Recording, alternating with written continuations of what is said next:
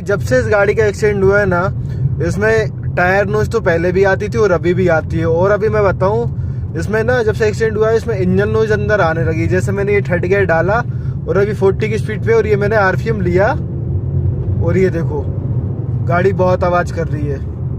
ये fourth gear पे भी। तो गाड़ी में पता नहीं क्या प्रॉब्लम है, दिखाने के बाद भी शोरूम पे बोलते हैं अरे नहीं नॉर्मल आवाज़ है, इतनी तो आती। भाई इतनी तो स्विफ्ट डिजायर की भी नहीं आती जितनी सियाज की आ रही है। और फिर सियाज तो यार मारुति की लग्जरी गाड़ी है।